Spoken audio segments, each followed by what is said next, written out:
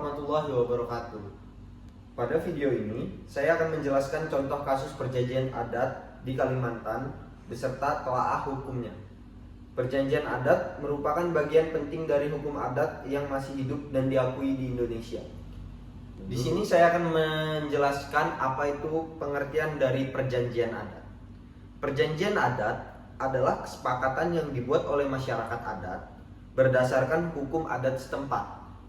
Perjanjian ini umumnya tidak tertulis, dilakukan secara lisan, disaksikan tokoh adat, dan bersifat mengikat secara sosial dan hukum adat. Berikut contoh kasus yang terjadi di Kalimantan Tengah. Contoh kasus terjadi di Kalimantan Tengah pada masyarakat adat Dayak Ngaju.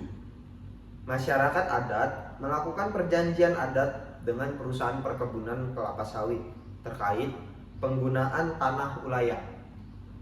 Perjanjian tersebut disepakati secara lisan di hadapan damang kepala adat dengan ketentuan.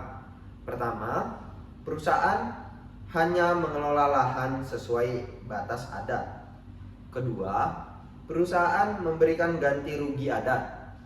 Yang ketiga, perusahaan menjaga lingkungan dan situs adat. Namun, dalam pelaksanaannya, perusahaan melanggar perjanjian dengan memperluas lahan dan merusak wilayah adat. Di sini saya akan membacakan telaah kasus. 1. Kedudukan hukum perjanjian adat. Perjanjian adat ini sah menurut hukum adat karena dibuat secara sukarela, disaksikan pemuka adat dan diterima masyarakat adat. 2. Pelanggaran perjanjian. Tindakan perusahaan merupakan prestasi adat karena melanggar kesepakatan yang telah dibuat. 3. Penyelesaian sengketa. Sengketa diselesaikan melalui sidang adat yang dipimpin damang kepala adat. Hasilnya, perusahaan dikenai sanksi adat berupa denda dan kewajiban pemulihan lingkungan.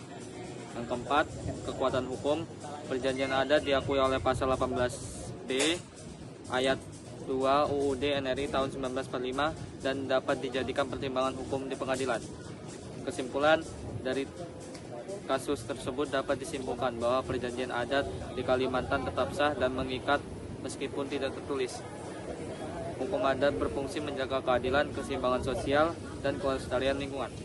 Demikian penjelasan mengenai kasus perjanjian adat di Kalimantan. Terima kasih atas perhatiannya. Wassalamualaikum warahmatullahi wabarakatuh.